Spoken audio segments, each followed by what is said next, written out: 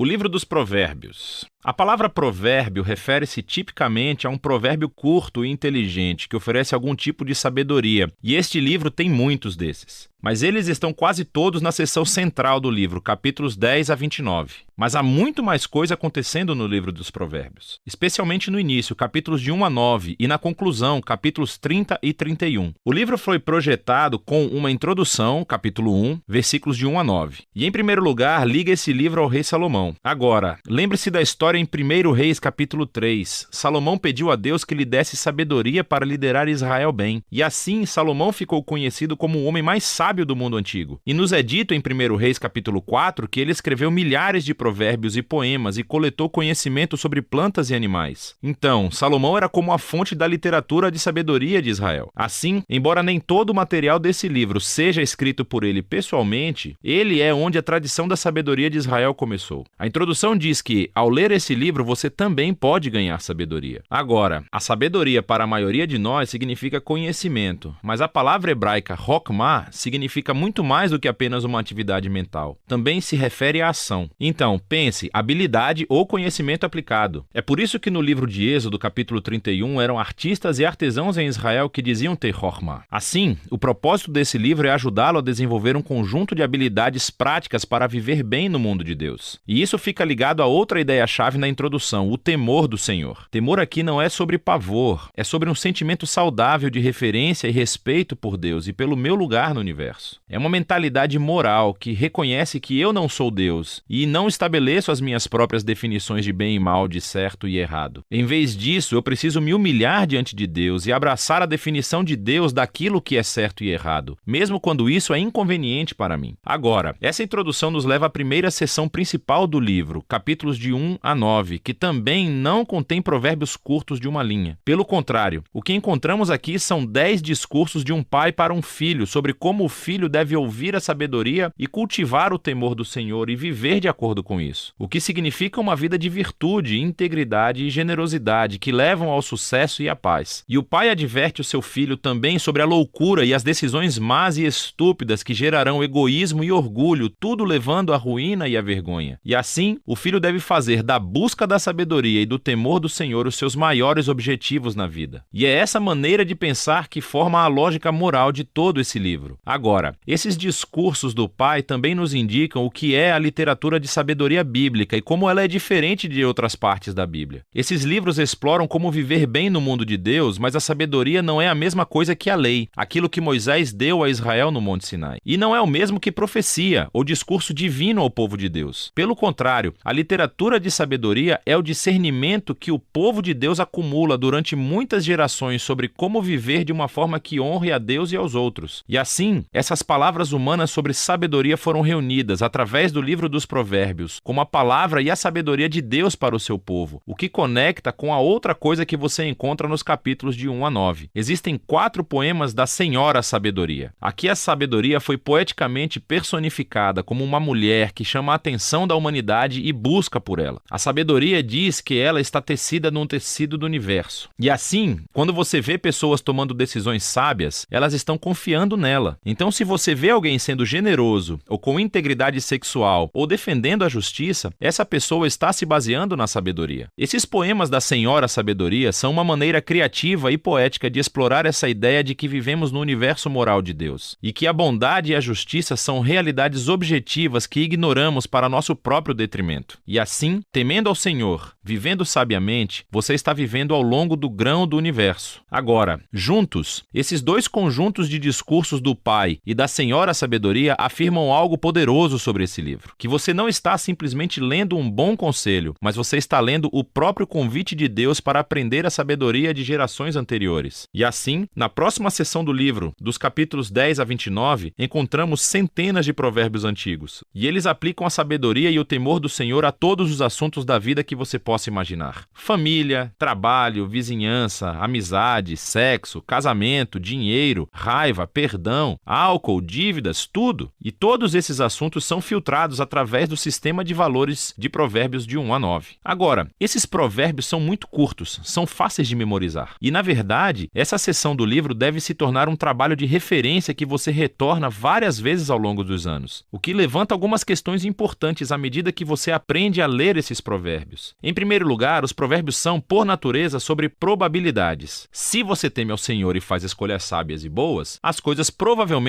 irão bem para você. E se você não teme ao Senhor, você é tolo e a sua vida provavelmente não irá bem. Ora, isso é muitas vezes verdade, mas nem sempre. O que leva ao próximo ponto de que os provérbios não são promessas. Eles não são fórmulas para o sucesso. Assim, alguns provérbios, como por exemplo, o temor ao Senhor prolonga a vida, mas os anos dos ímpios são interrompidos. Ou, treine a criança no caminho que deve seguir e quando estiver velha não se afastará dele. Temer a Deus e ser uma pessoa moral provavelmente levará a uma vida melhor e mais longa. E criar seus filhos em um lar estável e amoroso os prepara bem, mas não há garantias. Muitas coisas podem dar e muitas vezes dão errado no nosso mundo. E por último, os provérbios, por natureza, enfocam a regra geral, mas não as exceções, que são muitas. E os livros de sabedoria não ignoram isso. As exceções são aquilo de que os outros livros de sabedoria, Jó e Eclesiastes, falam. E juntos, eles reconhecem que a vida é muito complexa para fórmulas simples. E é por isso que precisamos de todos os livros de sabedoria juntos para obter uma visão mais ampla. Isso tudo leva à seção final do livro, duas grandes coleções de poemas. Primeiro, poemas de um homem chamado Agur, que começa reconhecendo a sua própria ignorância e tolice, e sua grande necessidade de obter sabedoria de Deus. E Agur descobre que a sabedoria divina foi dada a ele nas Escrituras, que o ensinavam a viver bem. E assim, Agur é apresentado diante de nós como um leitor modelo do livro de Provérbios. Alguém que está sempre atento para ouvir a sabedoria de Deus através das Escrituras. Os poemas finais estão ligados a um homem chamado Lemuel. Ele é um rei não israelita. E ele passa a sabedoria que foi dada a ele por sua mãe. É uma orientação sobre como ser um líder sábio e justo. E então, o poema final é um acróstico ou um poema alfabético, onde cada linha começa com uma nova letra do alfabeto hebraico. E o poema inteiro é sobre a mulher de caráter nobre. Ele retrata uma mulher que vive de acordo com a sabedoria de Provérbios e se apresenta como um modelo de alguém que aceita a sabedoria de Deus. E depois traduz isso em decisões práticas na vida cotidiana, no trabalho ou em casa, na família e na comunidade. Assim, o livro começou com as palavras de um pai a um filho sobre a necessidade de ouvir a Senhora sabedoria. E agora o livro termina oferecendo as palavras de uma mãe ao filho sobre a mulher que vive com sabedoria. O livro dos Provérbios é para todas as pessoas, em todas as fases da vida. É um guia para viver bem e com sabedoria no mundo bom de Deus. E é disso que se trata o livro de Provérbios.